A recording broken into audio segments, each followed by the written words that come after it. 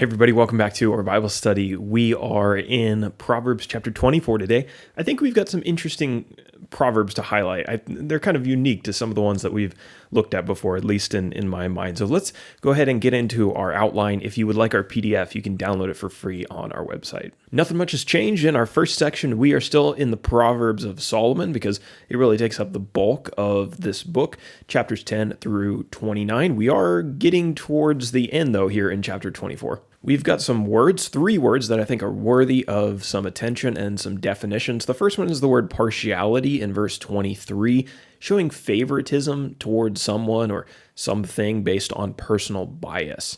Number 2 is to abhor. It's a verb in verse 25, to hate or to be disgusted by something.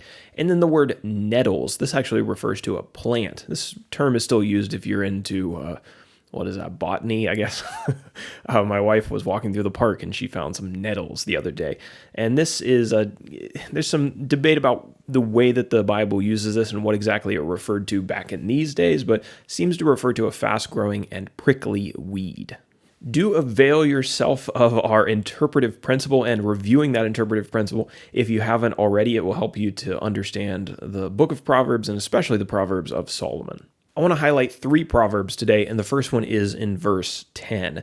If you faint in the day of adversity, your strength is small. So days of difficulty are the true test of strength. A man can blabber all he wants about how strong he is, but the fires of adversity are really going to reveal the truth about him and his character and his strength and his endurance. Through trials, weak men are exposed, and strong men are revealed. So knowing this, we should be doing our best during the days of ease, during easy days, to grow strong, so our strength will not fail us when hard days find us. Proverb number 2 are the next couple verses, verses 11 and 12. I've lumped these together. Rescue those who are being taken away to death. Hold back those who are stumbling to the slaughter.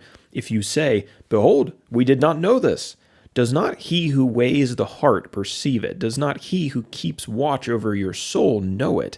And will he not repay man according to his works? So we should be concerned about rescuing those who are stumbling into trouble or even into death. We should do what we can to help people who are in trouble. If we are apathetic towards them, or we feign ignorance, or we remain willfully ignorant about them, God isn't going to be pleased with that. Sometimes, I admit that I've done it before. Sometimes we pretend that we don't know anything about other people's problems so that we don't have to be bothered in helping them. When we say, sorry, God, I didn't know anything about those people, God knows the truth. We're not going to fool him. He knows when we know how to help somebody and we don't do anything about it. And this could apply to people who are walking into both physical dangers and spiritual dangers or moral dangers. Watching someone walk into disaster and not even trying to help them is a terrible way to be. And God certainly doesn't want us to be like that. This reminds me of people who film things on their phone. Maybe there's a hazard in the road or something and people often trip over it or stumble into something, and these people will sit there and film, and just wait for that person to fall into disaster so they can get a recording of it. It's that's not who we want to be in life. We want to be people who reach out to people and help them not stumble into that disaster, especially when it comes to spiritual things. As Christians, we have a truth that will save people from disaster. That's the gospel.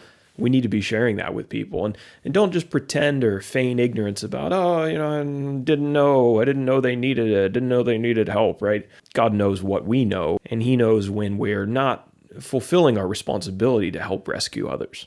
And our final proverb for today, number 3, comes from verses 13 and 14. All of our proverbs are kind of lumped together today. Verses 13 and 14 reads as follows: "My son, eat honey, for it is good, and the drippings of the honeycomb are sweet to your taste.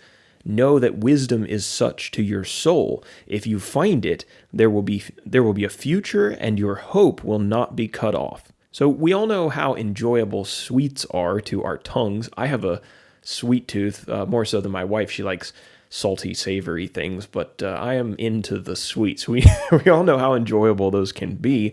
Solomon writes that wisdom is like sugar for our souls.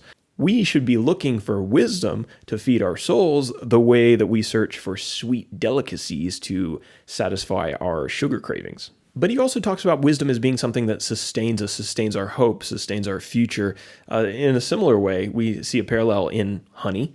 Honey is very nutritious, and it gives the eater a lot of energy to, continue forward with whatever they're doing in life. Wisdom has a similar effect on our souls. It sustains our hope, and it gives us a future. A man full of wisdom is a man headed into a bright future.